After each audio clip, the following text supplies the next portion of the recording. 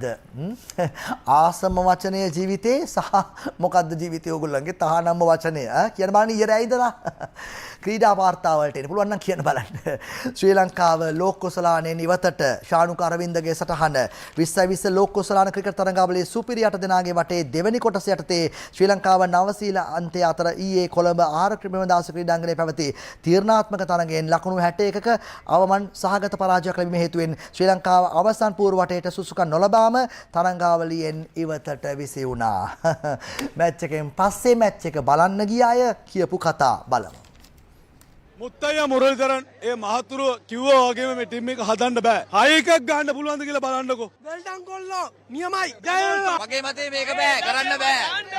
අපි සල්ලිය විනාශය අපේ වෙලාව විනාශය ඔක්කොම විනාශය.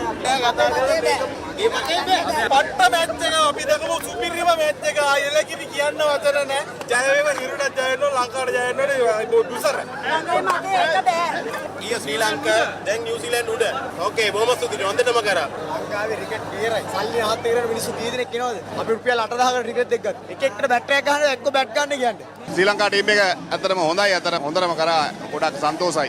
ගත්ත ටිකට් එක සාධාරණයක් කරා. බොහොම ස්තුතියි. මේ අපේ අය වැඩක් නැහැ. මන්න කියන්නේ ඇත්තටම ඕස්ට්‍රේලියාවේ ඉන්න තිබ්බ මෙතන. පහුවේ මිනිස්සු. අද තනිකර බබාල ස්කූල් ටීම් එකක් මෙච්චර අවුල් විදියට ගහන්නේ. ඕස්ට්‍රේලියාව පහු ඉන්දියාවෙන් බැට් එකක් දෙන්න ලංකාවට. come on නිව්සීලන්ත! අපේ වෙලේ එල්ල මැච් එකක් තියෙනවා. අපි ආරාධනා කරනවා ශ්‍රී ලංකා ටීම් එකට එන්න කියලා එල්ල මැච් එක. හයක් ගහන්න පුළුවන් උන් අපේ ගමේ නම් ඉන්නවා. ඔච්චර අවුල් වෙන්න දෙයක් නැහැ. අවුල ඕගොල්ලෝගේ. ඕගොල්ලෝ දිනනවා කියලා හිතාගෙන ග්‍රවුන්ඩ් එකට ගියේ ඇයි? දිනනවා කියලා දෙයක් නැහැ. මල්ලි ලෝකේ ක්‍රිකට් වල ඒගොල්ලන්ට දින්නත් කෑෂ්, පෙරදුනත් කෑෂ්. ඕගොල්ලොන්ට දින්නත් සල්ලි නැහැ, පෙරදුනත් සල්ලි නැහැ. සල්ලිත් ඕගොල්ලොන්ගේ 9000යි ටිකට් එක. ඔය කිව්වේ වාහනේ තෙල් ටිකත් ඕගොල්ලොන්ගේ, බස් එකේ ටිකට් එකත් ඕගොල්ලොන්ගේ, කඩල කොට්ටත් ඕගොල්ලන්ගේ, බනිස් ටිකත් ඕගොල්ලන්ගේ. ඒ ඕගොල්ලොන්ට